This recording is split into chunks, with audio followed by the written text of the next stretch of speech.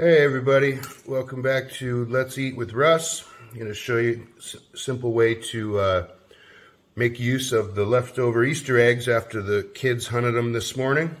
We're going to turn these into some deviled eggs, and we're going to use some of the leftover pulled pork from my last video laced across the top of them. It's delicious. The meat pairs nicely with the deviled eggs. So I'm going to get to peeling these real quick. And actually, first I'll just show you my method for peeling a hard-boiled egg. I like to crack both ends and then just roll it on the counter under your hand. And sometimes the peel comes off easier than others. Of course, on Easter, you're going to get a little bit of dye on those eggs. If you can get the membrane to peel, it'll come off easier. Sometimes you got to kind of break it with your fingers to get the edge of it. Yeah, some eggs peel easier than others. There we go. That one didn't go so well. There we go.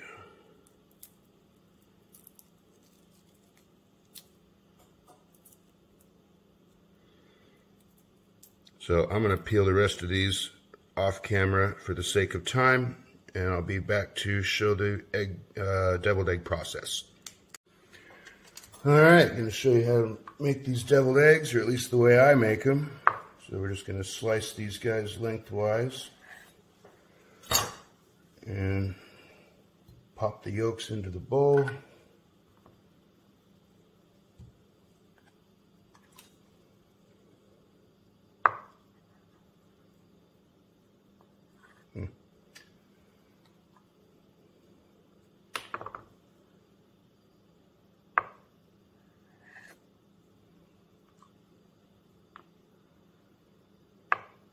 I like to kind of hold the egg together and slide the knife out so it doesn't get all wonky on me or tear the whites, which obviously we need as a little cup holder for the filling.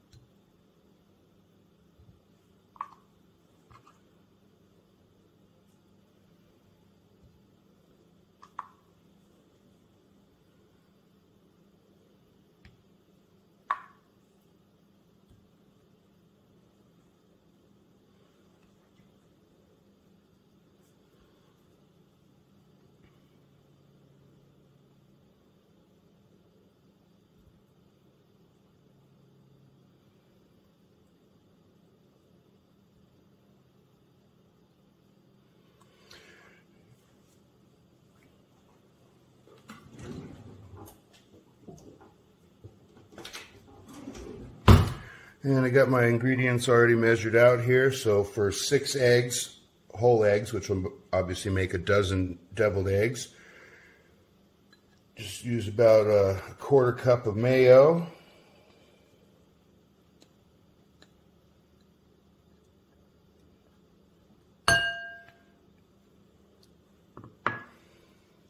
Teaspoon of plain white vinegar.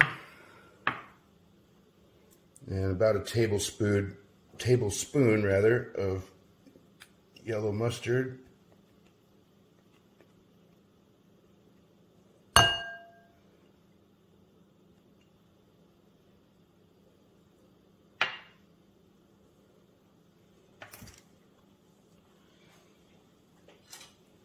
And you can just take a spoon and mash this all together.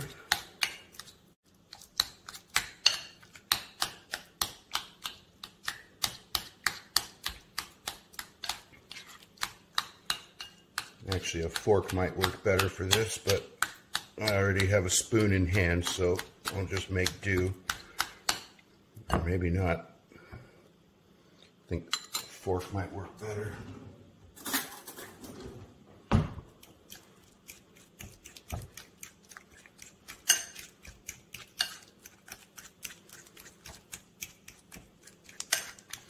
Really, it's just about flavor preference with the ratios, and of course you don't need too much liquid in there for the sake of the consistency of the filling. And I just want to kind of get those yolks broken up about as much as I can here.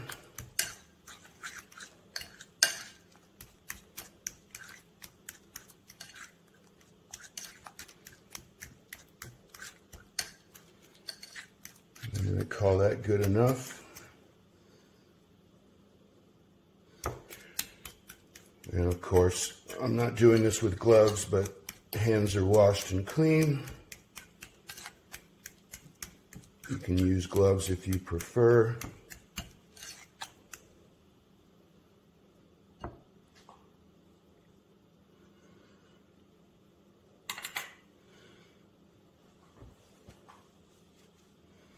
And you can just do salt and pepper to taste. I like the fresh ground peppercorns and the fresh ground sea salt.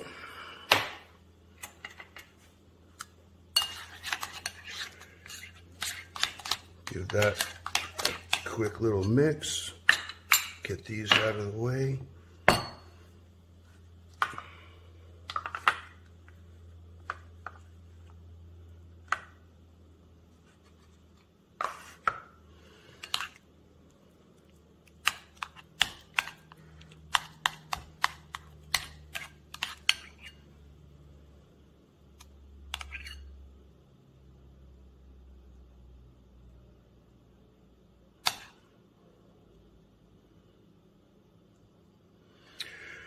And you just want to spoon it in there. I usually try to go a little conservative to make sure I have enough to fill all the eggs, and then if I have extra, I can top them off.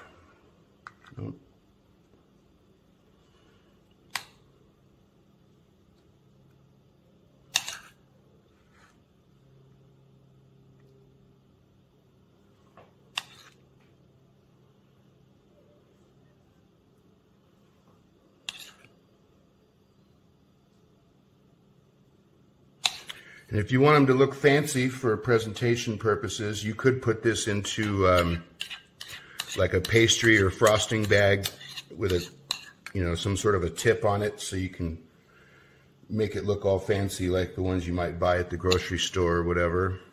Even though those are not nearly as good as the ones you can make yourself, they look fancier.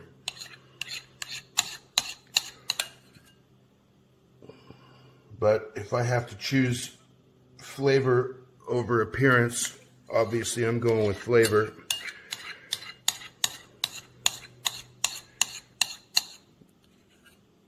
Because you can't really eat presentation.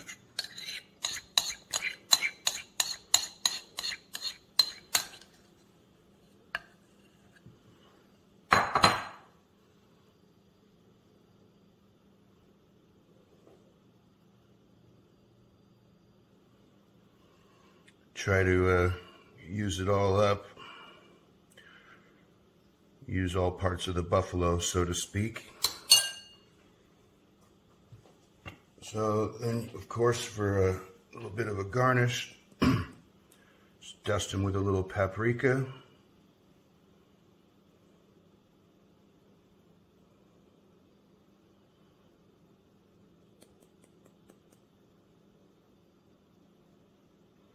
I don't happen to have any here today, but I prefer to actually use smoked paprika. I think it's got a little bit better flavor to it. And we go ahead and just pull off some of this pulled pork. And you can just, it's a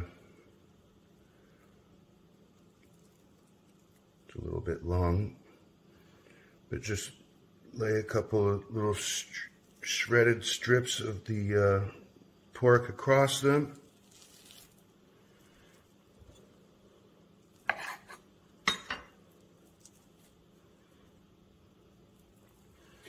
Again, I think that the pulled pork pairs nicely with the eggs. Adds a little extra protein, and obviously a little different flavor profile on a deviled egg versus just the deviled egg.